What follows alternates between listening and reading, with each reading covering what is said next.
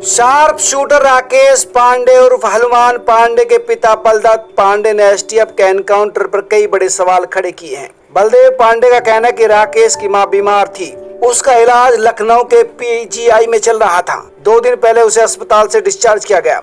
अपनी मां की देखभाल के लिए राकेश लखनऊ में रुका हुआ था। रविवार रात 3 बजे एसटीएफ की टीम पहुंची और उसे घर से उठाकर चली गई। वो कहते हैं कि राकेश पर दर्ज सारे मुकदमे खत्म हो चुके थे और वो कई वर्षों से आपराधिक गतिविधियों से बिल्कुल दूर था। उस पर कोई इनाम घोषित नहीं था, लेकिन अचानक सरकार बताने लगी कि उस पर 1 लाख का इनाम घोषित था और हत्या कर दी गई। एसटीएफ के पुलिसकर्मियों पर सवाल खड़े करते हुए बलदत्त ने कहा कि निजी दुश्मनी के चलते उसे एनकाउंटर में मारा गया। उसके पिता कहते हैं कि राकेश अकेला था, उसके साथ कोई नहीं था। एसटीएफ की कहानी फर्जी है। बलदेव का कहना है कि शनिवार रात्रि 11 बजे राकेश से उसकी बात हुई थी। राकेश ने बताया था कि उसकी पत्नी की तबीयत खराब है और उसको दवा दिवाई है, कल डॉक्टर को दिखाएगा। लेकिन रविवार सुबह देखा कि टीवी चैनल्स पर चल रहा था कि उसका एनकाउंटर कर दिया गया।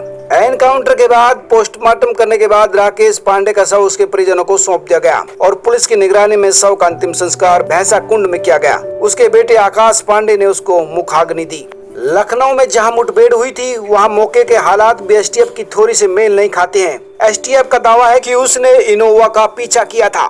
इनोवा पेड़ से टकराई थी और रुक गई थी और बदमाशों ने उतरकर एसटीएफ पर फायरिंग की थी, जबकि जो इनोवा पेड़ से टकराई थी उसमें डेंट तक नहीं है। नहीं, जो कार पेड़ से टकराएगी उसमें कुछ तो टूट फूट होगी, लेकिन उसमें डेंट तक नहीं आया। जिस इनोवा गाड़ी से बदमाश भाग रहे थे उसकी नंबर प्लेट आगे और पीछे से दोनों एक ही स्थान से टूटी हुई मिली। इसे लेकर भी सोशल मीडिया पर सवाल उठाए जा रहे हैं। साथ ही सबसे बड़ी बात यह है कि प्रयागराज के औद्योगिक क्षेत्र थाना में दर्ज जिस एफआईआर के आधार पर राकेश पर इनाम घोषित करने की बात की जा रही है, उसमें उसका नाम ही नहीं था। सब्सक्राइब करें, लाइक करें और अपने दोस्तों के साथ शेयर भी करें।